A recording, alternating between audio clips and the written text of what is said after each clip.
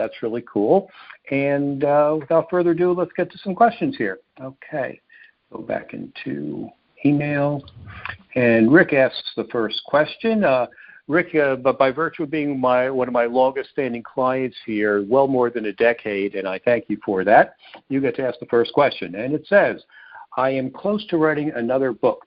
It will probably be 75 pages or less and very practical. I'm thinking of self-publishing using print-on-demand publishing service and offer the book an ebook version as well. It doesn't need to be a bestseller, nor do I need to make a lot of money off of it. But I do want to get the book into the hands of a lot of people who can hire me for consulting or speaking.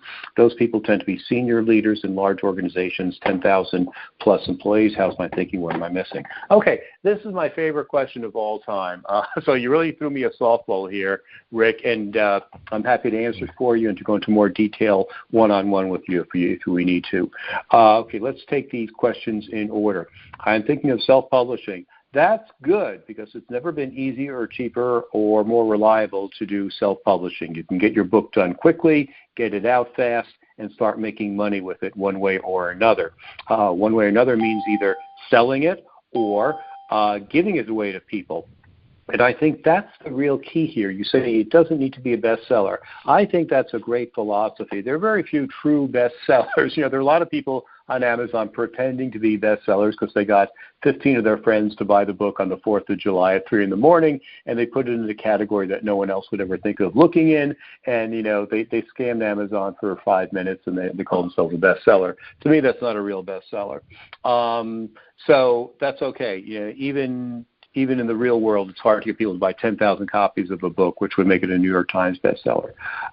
It just is a different world today. So my philosophy is that you want to write a book to be a big business card. It's a way to stand out. It's a way to give you instant credibility because you're an author, and it does all those wonderful things for you.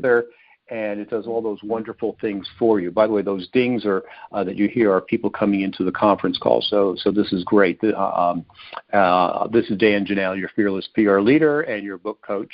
And I am answering questions. We're on the first question now. And the question is, should I self-publish? And if so, how do I get the book into people's hands?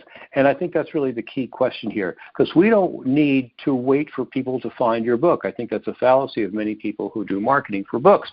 They think they write the book, they think they do a lot of PR and marketing and whatever, and they hope that the right people find the book and stumble across, the PR or the marketing or the ad or whatever, and then miraculously buy the book and then miraculously read the book and then miraculously call you. That's a lot of steps to go through. So my thinking is to shortcut the entire process and write the book and then send the book directly to those prospects who you want to work with. Include a cover letter that says, hey, here's who I am. I thought you'd like to read this book. It solves the problem that I see that you're having. And frankly, that's the only reason why people read a book or buy a book. It is to solve a problem. And if you can say, hey, I did some research on your company and thought, so you have a problem with X, Y, Z. Well, Chapter 5 addresses that issue. I think there's some solutions in there that would really help you. And I'd love to work with you one-on-one to implement these changes in your company. Please call me, or I'd be happy to call you, or whatever your standard call to action is, whatever you're comfortable with. I think that's the way to do it. So I don't think you're missing anything, Rick. I think you're right on track here. I think you should write the book. I think you should self-publish the book.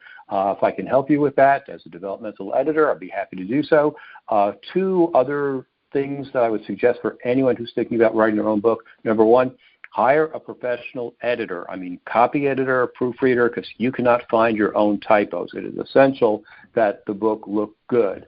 And in line with that, you need to hire a professional to do the cover for your book. You cannot just do it yourself by using Canva or something else. There are things that you don't see that professionals see that can make the difference between making your book look like an amateur production or making it look like it was printed by the biggest publishing house in New York City. So I hope that helps, and thank you for asking that question.